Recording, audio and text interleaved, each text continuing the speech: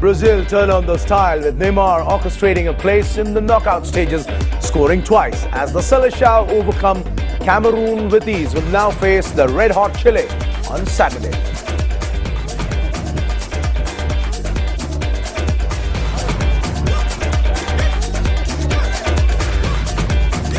Yes, sir, the Brazilian President Dilma Rousseff is breathing easy after the Seleção powered into the knockout stages with an emphatic win over Cameroon at Brasilia late last night. That's right, a day after Rousseff was endorsed to run for re-election, Neymar capped an imperious display to bring great joy to football's spiritual home. Hello and welcome to the beautiful game. Bright and early in the morning, joining me, two of Indian football's premier voices, Novi Kapadia, the voice of Indian football, and Karim Ben Sharifa, the chief coach and a top football strategist who works with Pune FC. But before we get to Novi and Karim, here are our other top stories at this moment.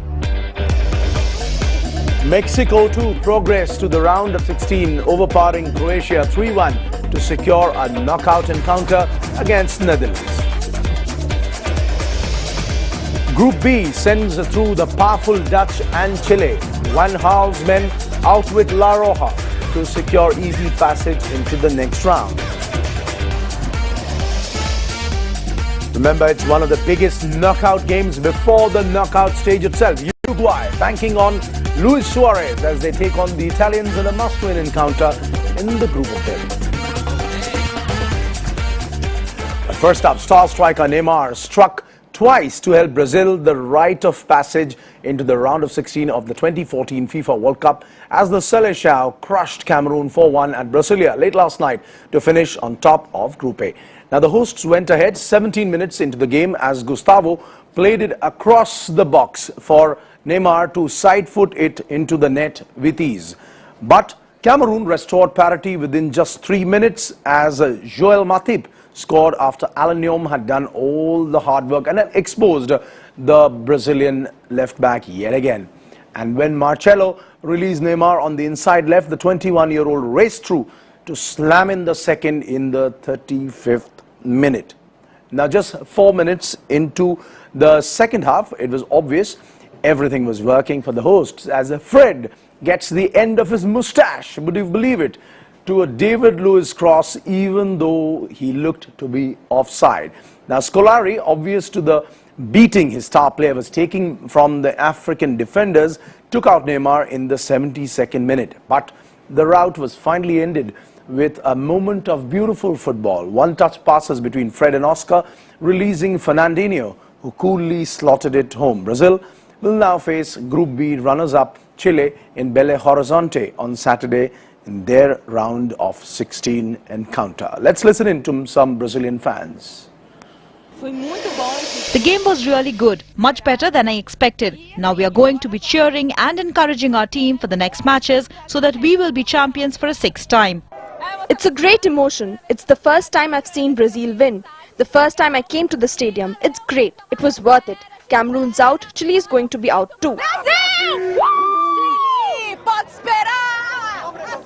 And as Brazil progresses further in this tournament, you can imagine the amount of excitement and enjoyment which will be happening there at football's spiritual game. Let's take you through the numbers straight away. 54% possession to Cameroon's 46%. The 46% could be misleading because most of the time the African giants were hustling the Brazilian players off the ball. But the best part of this entire show is 19 shots Brazil have taken, 18 on target. That says something about this imperious forward line that perhaps Scolari's men are coming back to form. Novi Kapadia, all hell is ready to break loose in Dilma Rousseff's Brazil because very soon they're about to face Chile, and as the Brazilian media already saying that Chile never perform against Brazil. Brazil are through, they've got over the first hurdle, they are into the knockout stage. Yes, that is true, and I mean Scolari would feel much happier, especially with his forward line. Yesterday a few question marks about the defence, especially the way they let in the equalizer. That was a source of worry. But Neymar also now in the running for the golden boot. He is really in imperious form, getting into scoring position, nimbleness of foot. Right. And Brazil are a much better performance. They seem to be improving as the sort of tournament progresses, and especially with the coming on of Fernandinho, the way he's slotted in, I think in the contest between Willian, Ramires and Fernandinho, the Premiership players, Fernandinho has stolen a march. But still, it was against a team which was knocked out. Right. The real test will now be against their South American opponents in the knockout round. Right, Novi, obviously, this is what the World Cup does. Also, Karim, the fact that you can also score with a moustache. Fred, what was he doing there? It was offside, simply offside. Still, he managed to get on the scoreboard. But Karim, as a coach, you personally, are you satisfied with Brazil's performance? Yes, a crushing win, devastating performance by Neymar, 4-1. But didn't it look more often than not that it was a one-man performance? Well, if you see out of the 3 goals that Brazil have scored, they have won the ball, which we will talk about it on the telestrator. They have won the ball on the own half of Cameroon. Right. So there was also big mistakes from the Cameroon team. Right. But of course, when you have 19 shots with 18 on target, that show that the accuracy was better. The forward line was slightly better, though. Right. To be honest, we are not very convinced with Fred and Hulk on that final third. But Right. of course, Neymar was the star of the show. Right, Karim, it's time for you to display your footwork. Come up quickly to the telestrator. Let's take the viewers through this game last night. The one point which I want to know more about the fact is that Neymar, yes, he has been playing well. Yes, he's in running for the golden boot. He's in great form, scoring from wherever the pitch. The fact of the matter is that wherever he is, wherever the ball is, Neymar manages to be there. And he's combining well with his midfield, which is below par still. But somehow, Neymar is still lifting the team's performance. How does he manage to do that? Of course, I mean, Cameroon came with that 4-3-3, Brazil with the 4-2-3-1. Neymar, of course, he's a key player. But what I want to mention, credit to him, he was always at the right time, at the right place. 3 goals came from Cameroon have the ball at the back, and when you have the ball, you open up. So there was very open wide. There was a lot of spaces.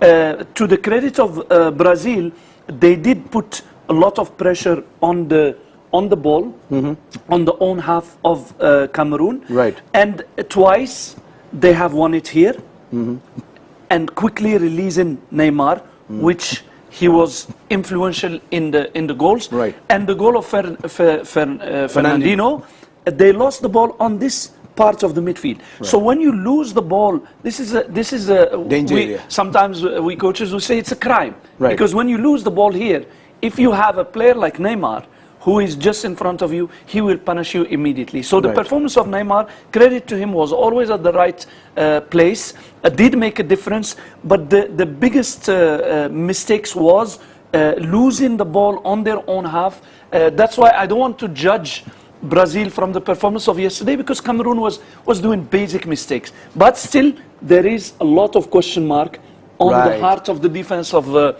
Brazil, especially Luis. If you see the goal of Cameroon, you could see that Luis is not comfortable the whole season. He's playing on the midfield. He came to Brazil, he's playing at the heart of the defense against top-class strikers.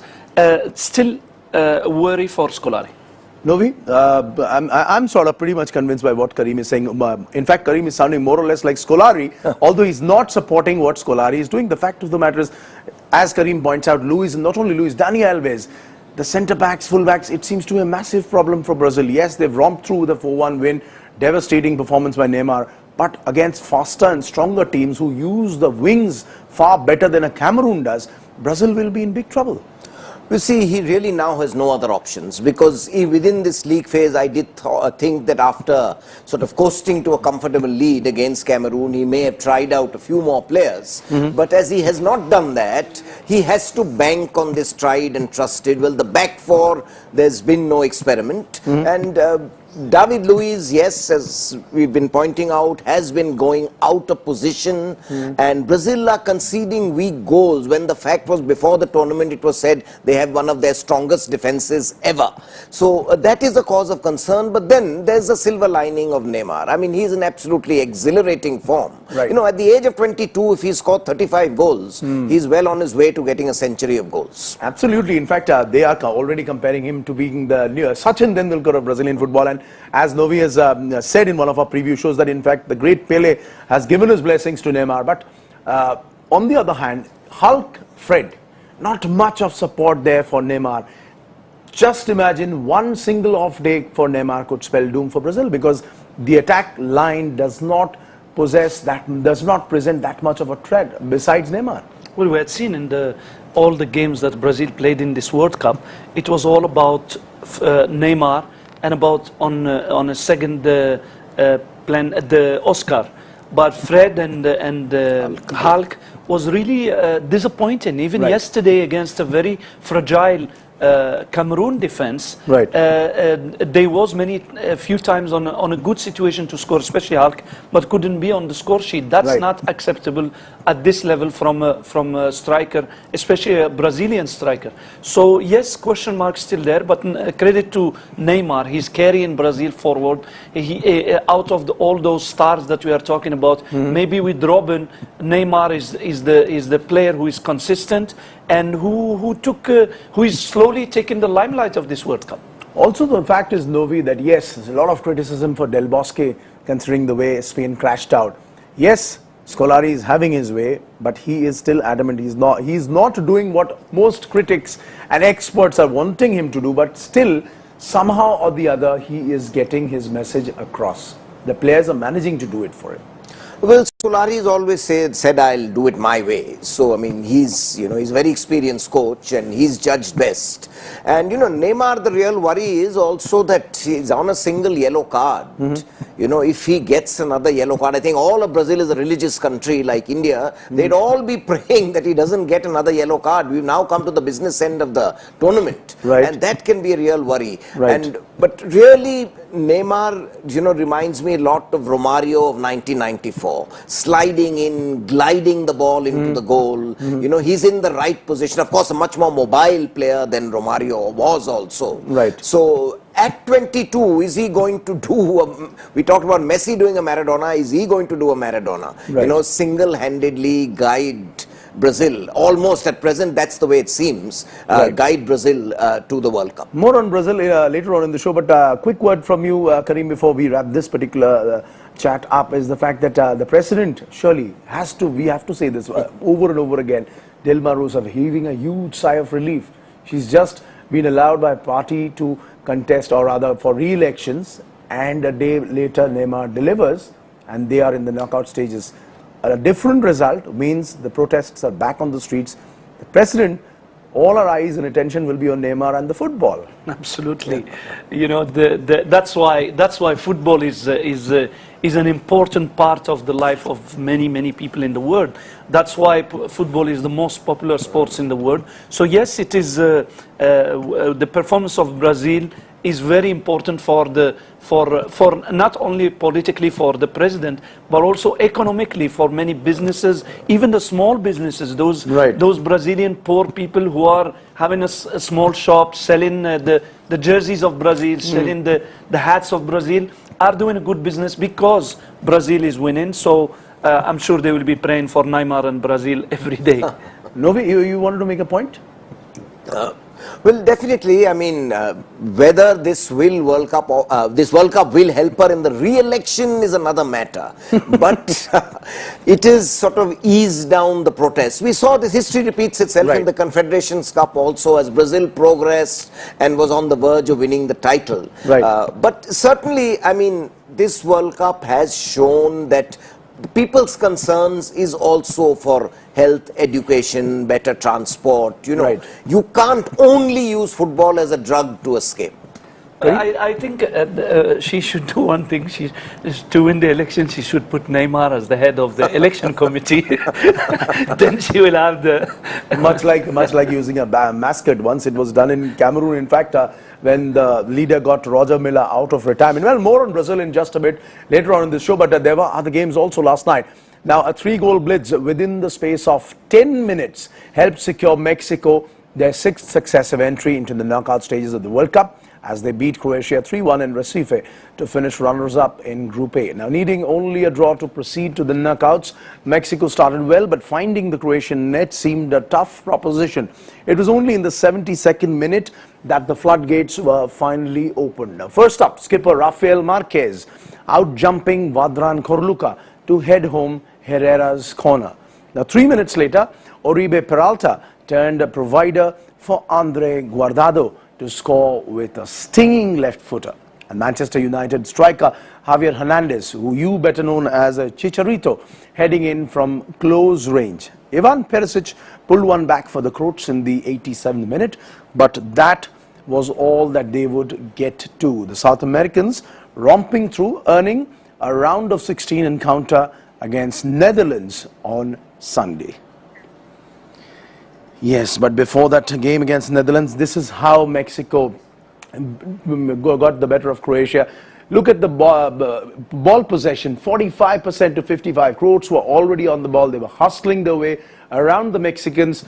But somehow or the other, the Mexicans made the big moments count when the opportunities came. After in the final third of final quarter of the game, they made sure that they took those chances. 7 out of 12 shots were on target. Yes, a little ill-tempered game with a Croatian player getting sent off also in the dying stages. But Mexicans will surely be happy having made it yet another time into the knockout stages. Novi, yes, we talk about youth, we talk about speed, the fact that the game has evolved and become much more faster and dynamic. But I'm sure you and even Karim will agree with me on this one at least. This is a match where the veterans delivered. Rafael Marquez, Guardado, more than 200 international caps between them. Who would have expected these two to get on the score sheet? No, Rafael Martinez is really a remarkable player. We saw him in 2002 World Cup. That was when he was supposed to be at his peak. He was a Barcelona defender. Very calm, cool, collected, astute in his interceptions. And a tribute to his fitness. And also I'd give a tribute to Miguel Herrera, their coach, who's now brought harmony back into the squad. There's good team spirit. They seem to be happy in each other's atmosphere. And there's that commitment. You know, they're scoring goals in the last quarter of the match. So there's a self-belief in Mexico, as well as the, you know, this confidence that has come into them, especially after the draw with Brazil, that their goalkeeper and defense can manage, and they will sneak in. Another man to look out for, Oribe Peralta. Oribe Peralta. Karim, on the other hand, yes, Mexico will be looking to the likes of Marquez and Guardado and Peralta to do the trick for them, but their talisman seems to be their goalkeeper, Ochoa.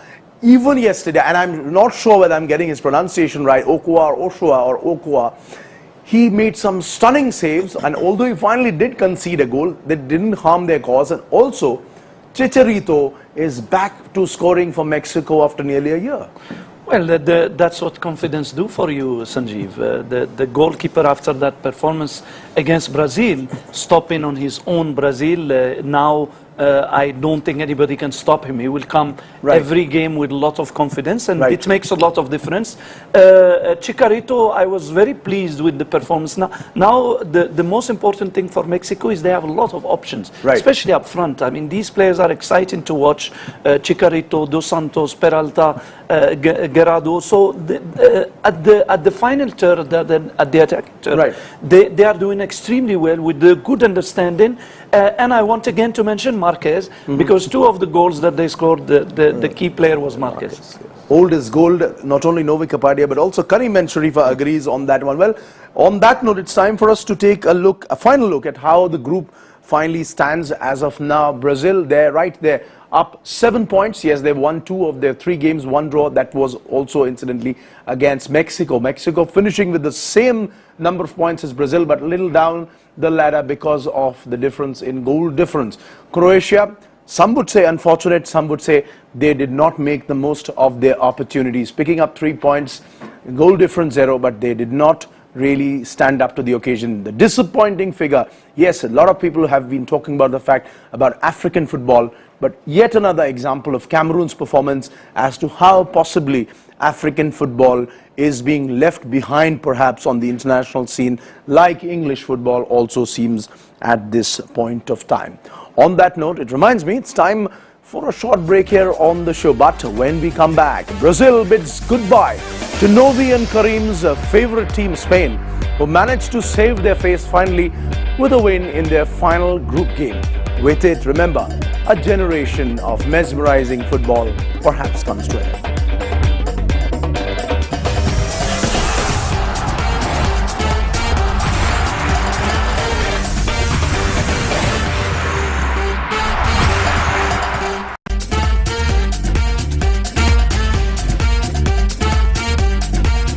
Now, the early kickoff last night saw the Netherlands claim top spot in Group B and thereby avoid a clash against Brazil ultimately in the second round. With a 2-0 win over Chile in Sao Paulo.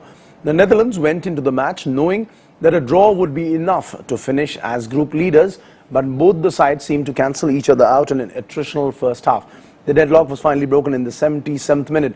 Jamaat floating the ball deep into the area as super sub Fair headed it home past a helpless Bravo. The Orania then sealed the win, and with it their place on top of the group when Arjen Robben, who else, squares the ball from the left flank for Memphis Depay, another super sub doing it for the second game in succession to tap it in. 2-0 to the Netherlands, who will now surely have avoided, in fact, the prospect of facing Brazil and instead take on Mexico in the round of 16. A very tight match. I didn't think we played that well. Much way too defensive, but of course the coach is always right at the end, so we won. Quite lucky, I have to say. If they had scored once, it would have become much more difficult. But I'm very happy that we're through. Chile had control all the time. What was missing was a little more offense and real chances on goal. Chile didn't deserve the 2-0 result in my opinion. Yes, a lot of people have been saying about the fact that Chile had the upper hand till the 72nd minute. But Novi, a master stroke there from Van Gaal, maybe one would say, or one might say that this is the World Cup of substitutes, as Karim said, remarked last night. Fair, and then, of course, Memphis Depay coming in and doing the damage. There is something with this Dutch team. Whenever they seem to be running short of ideas, or even Robben is failing to crack the defense, a super sub comes in and delivers the goods.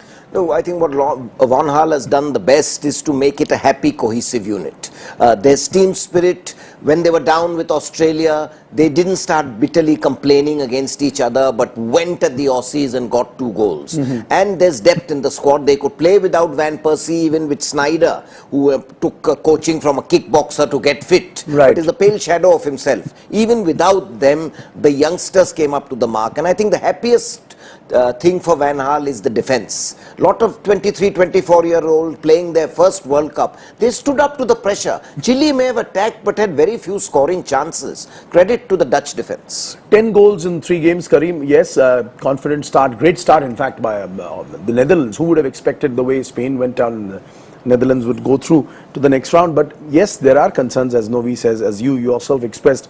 Not only is the wings are still slightly under the scanner with the likes of Blind. They were literally taken apart by Alexis Sanchez. But also, would you not agree that, you know, sometimes Van Gaal is a bit regressive when we see a Dirk Kuyt? What is he doing in that team? Wesley Sneijder.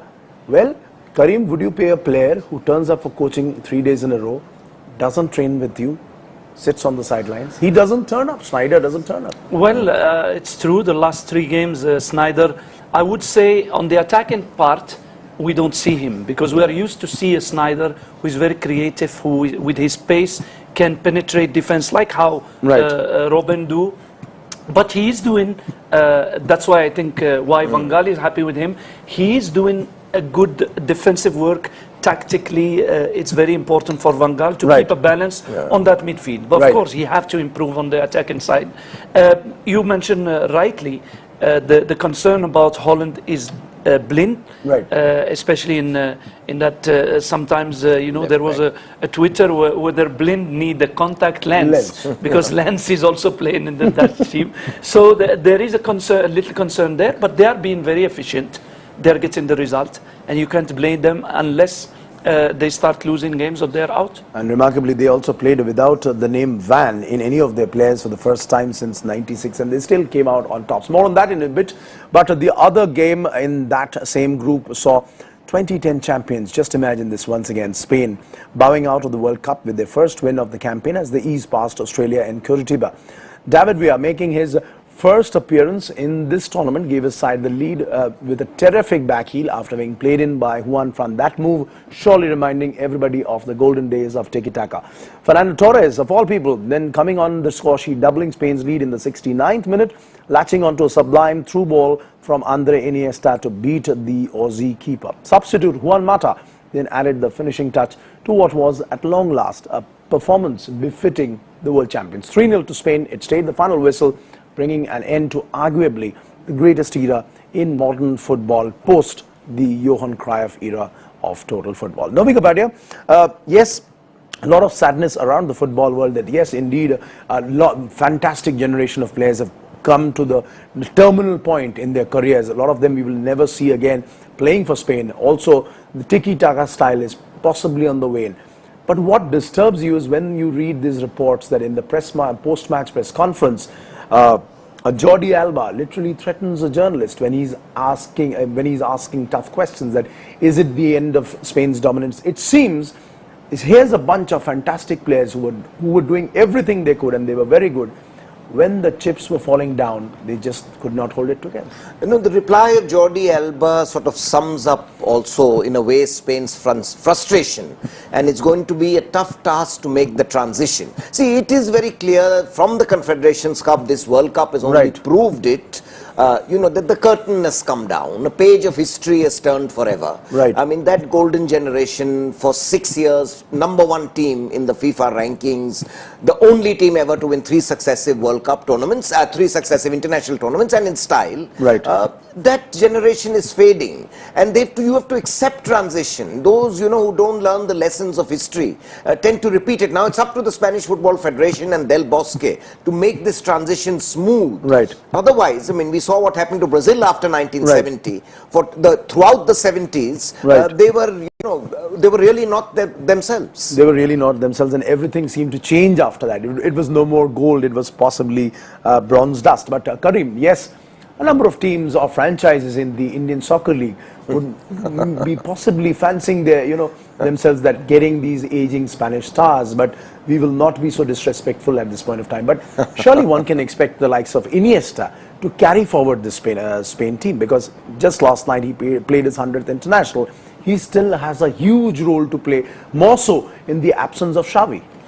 I don't know what's their plan, the Spanish Federation of Football, what's their plan, whether they will keep the coach Del Bosque or they will go for a change.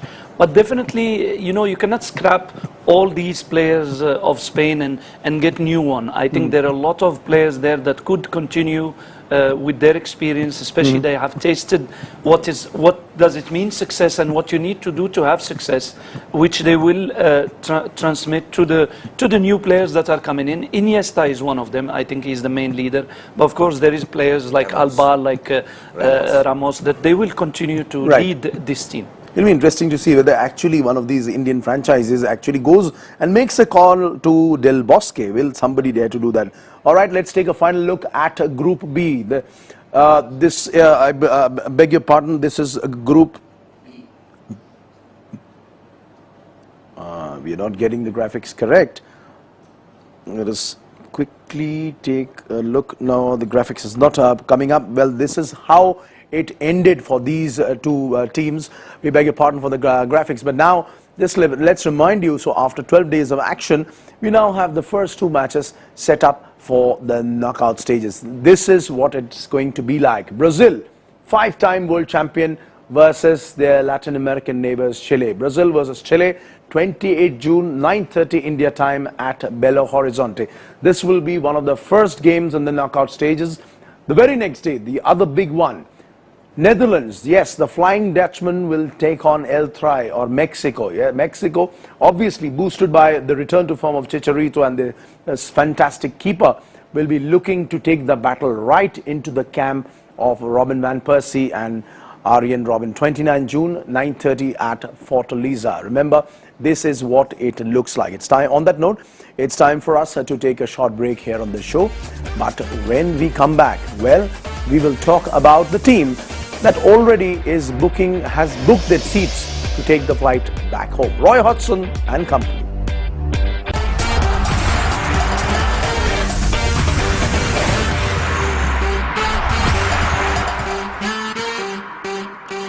Welcome back to the beautiful game. You are with me here on CNN IB, and also in the studio, Novi Kapadia and Karim Ben Sharif. And now, the world's deadliest striker and one of the game's finest playmakers clash tonight at Natal as Uruguay take on Italy in a crunch game in the group of death. Now, Liverpool hitman and also Uruguay's talisman, Luis Suarez, will have to summon his extraordinary poaching skills once again as the Azzurri stand in the way of a passage to the round of 16. Suarez, who single-handedly fashioned an emphatic win over England, will be hoping Edinson Cavani resumes normal services down the flanks as the South Americans are confronted by one of the canniest teams in the tournament. Andre Pirlo, on the other hand, will be seeking to lead Cesar Prandelli's men into the knockout stage in what is perhaps his last World Cup. Though the 35-year-old maestro engineered a clinical win over England, a shock defeat at the hands of the Costa Ricans have left Prandelli's men just a loss away from elimination. I think it is much too early to think that the match will be Italy defending and us attacking. It won't be like that. We have a lot of respect for Italy, for its traditions and for being a 4-time World Cup winner. I don't like beating my chest, but I think my team has already shown that they can absorb pressure and turn it towards what they want to achieve. We will be under pressure obviously, because from 3 possible results, we only need 1. I hope you see a different Italy, not the one who won against England or the one who lost against Costa Rica. It's going to be a different match, as every match is. We certainly hope to impose our play and to win the match because we have all the chances to succeed. No team plays for a draw, and we're certainly not going to be doing that tomorrow. And the latest about Luis Suarez, I know Novi, you will love this. Diego Maradona, on his television show which he hosted there, he invited Suarez and called him Uruguay's oxygen, to which Suarez responded in great style, saying, I had more than just a point to prove against England. But this game is totally something different. Italy just needing a draw to get into the knockout stages. Uruguay must win, and their biggest hope, and rather only hope, is actually Luis Suarez. A match between two teams who know how to grind out results, and Suarez will be up against a much more organized defense and hopefully a goalkeeper who's slowly back in form, Buffon. Right. But it'll be a lot of commitment. Probably a single goal will decide this match, whether a moment of genius or a defensive error. Right. This could be one of the matches of the last round of the league phase. Of the double headers, this could be the match of the tournament. Match of the tournament, and more on this later today in the evening in the beautiful game. But Karim, for now, you believe, Prandelli disappointed with the way his team played in what he himself said was the most important game of his life. Do you think he'll revert back to a 3-5-2, actually bring in these 3 centre halves? Will he make the system a little bit more rigid in trying to contain the menace called Suarez? Well, the Italian teams are a bit like Holland. They're not rigid on their tactics. Prandelli do change depending on the game. Right. But of course, the players are the same. This is the same general, and it's more confusing for Italy than Uruguay. Uruguay will go with one objective, is to win. But when you need a draw or a win to qualify, then that's a bit confusing. And I do think that Italy have to score first, because the last maybe the last 20 minutes, 25 minutes, the last quarter of the game, right. I would see the advantage for Suarez and Uruguay, because we're talking about an Asian team a bit. Most of the players are around 30 or above, and I think remember, it's a European team. Right. Uruguay is more accustomed to the conditions, so I just feel that if the result is draw, right, that slight advantage will be for Uruguay in the last 20 minutes. Last 20 minutes, and also a little bit of disadvantage for Super Mario Balotelli, Novi, because nobody has promised to give him any kiss as he desired last time, and he basically flopped. So obviously, no he's got striker has supported him also. That would be another problem. No striker supported. That's been a big disappointment. And he still goes to Twitter and actually asks for these kisses from the Queen, etc., etc. Well, The other game kicking off at the same time as Italy versus Uruguay sees Group D's surprise leaders Costa Rica squaring off against an English side who have already been knocked out of the World Cup. Remember, they'll be flying back home right after the game. Now, Jorge Pinto's Ticos have taken Brazil by storm, scoring impressive victories against both Uruguay and Italy and securing qualification to the round of 16 from the group of death. The only question is whether the side's morale has taken a hit after 7 players were called in for dope tests by FIFA after the victory against Italy. England, on the other hand, have only pride to play for. Manager Roy Hodgson is expected to make several changes to his starting 11 to give some of his squad players a run out before the entire team boards the long flight back home. And who knows what music they would be listening to on that flight. All right, time for us to take a final break here on the beautiful game. But when we come back, yes, as we promised, Novi and Kareem will be responding to your tweets, and we'll also tell you how you can join in on this conversation here on the beautiful game. So stay up for that. Welcome back to the beautiful game. Just enough time to talk and take you through the other matches tonight. Yes, there are 2 other games which are as important to the teams which are playing. Japan versus Colombia, big game coming at 1:30 India time, followed by Greece versus Ivory Coast. Ivory Coast is planning to shake off all their personal tragedies and take apart the Greece defense. Well, Japan are in with a chance to become the first Asian team to win a game in this World Cup. Remember, those are the matches which are coming up tonight at 1:30, way past midnight. It's time now to take you through our conversation here on CNN IBN. First up, Santayan Paul says 100+ goals, and we are not even done with the group stages. Average 3 goals per game. Need I say more? Certainly not. That's a very good tweet. You're following the numbers. Rudranil Ghosh writes, saying Brazil, Mexico, Colombia, Chile, Costa Rica. Is this World Cup South America's to take? Well, interesting one. We'll have Novi to answer that. And the next one comes from Agnibesh D saying, really glad to see Mexico through. Always had a soft corner for good goalies. Go Ochoa or Ochoa, whatever is the correct pronunciation. The final one from Lucky saying, Cameroon did want to score goals and win, but they simply didn't know how to do it.